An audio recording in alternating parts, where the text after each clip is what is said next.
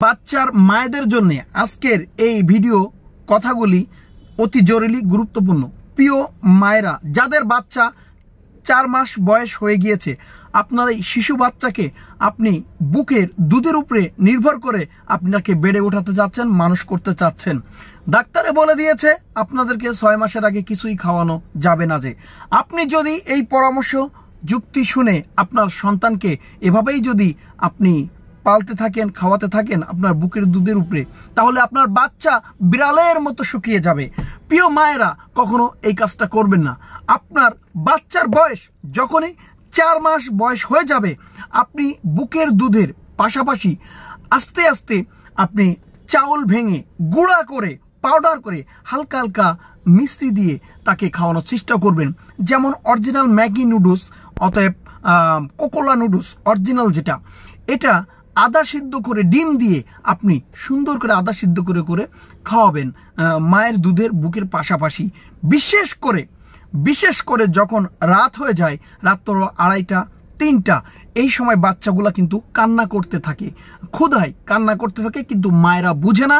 কি করে? বাচ্চাকে হয়তো বুকে দুধ দেন, এই বুকের দুধটা প্রিয় বাচ্চা ক্ষুধার যন্ত্রণায় হয়তো খেয়ে সে আধা ঘন্টা 1 ঘন্টা ভালো থাকেন, এরপরে যে প্রস্রাব করে দেন, বুকের দুধের ক্ষমতা শেষ, আবার কান্না করতে থাকেন। অনেক সময় মায়েরা সহ্য না করতে পেরে প্রিয় মাকে বাচ্চাকে থাপ্পড় দেন, বাচ্চাকে বুকের ভিতরে চেপে ধরে ঘুম পাড়ান, কিন্তু বাচ্চার পেটের ভিতরে কিন্তু সে ক্ষুধা কিন্তু দুধে মিটবে না, কারণ প্রস্রাব করলেই দুধের ক্ষমতা শেষ, দুধ তো জাস্ট একটা পানি। তাই প্রিয় মায়েরা, আপনার বাচ্চাকে আপনি অবহেলা করবেন না। আপনার একটু ঘুমের ডিস্টার্ব হবে, আপনার রাতে ঘুমের একটু সমস্যা হবে, কষ্ট হবে, আপনার 2.5 বছর 3 বছর পর্যন্ত এভাবে একটু খাওয়াতে হবে বাচ্চাকে। আপনি এভাবেই চাউল গুঁড়া করে পাউডার করবেন, ম্যাগি নুডলস, কোকোলা নুডলস অরিজিনালটা আদা সিদ্ধ করে আপনি বাচ্চাকে খাওয়াবেন। আপনার বাচ্চা গায়ে বেড়ে উঠবে, শরীর স্বাস্থ্য ভালো হবে। কিন্তু আপনি যদি শুধুই ওই বুকের দুধের উপরে আপনি বাচ্চাকে বড় করতে চান, মানুষ করতে চান, বাচ্চা ক্ষুধায় যন্ত্রণায় 24 ঘন্টা কান্না করবে, আপনার রাগ উঠবে, আরো বাচ্চাকে আপনারা পিটানি দিবেন রাগে। অনেক মায়েদের সাথে কথা হয়েছে, অনেক মায়েদের দৃশ্য চোখে দেখেছি, বাচ্চা ক্ষুধায় কান্না করলে আরো পিটানি দিয়ে থাকে। আসলে বাচ্চা তো দুধ খেয়েছে, দুধটা তো পানি, একবার প্রস্রাব করলে শেষ, তাহলে দুধের ক্ষমতা শেষ। এই জন্য 4 মাস বয়সের পর থেকে আপনার বাচ্চাকে বাটি খাওয়ার সুজি, সাবু এগুলো আস্তে আস্তে দিতে থাকবেন।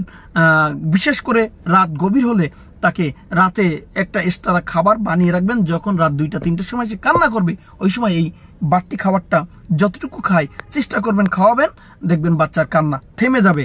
আর যদি আপনি এর বাইরে কিছু করতে যান, আপনার বাচ্চা বিড়ালের মতো শুকনো থাকবে এবং বাচ্চা কান্না করবে, সে এই কষ্টে এভাবেই জীবনযাপন করে আপনার কাছে বড় হতে থাকবে।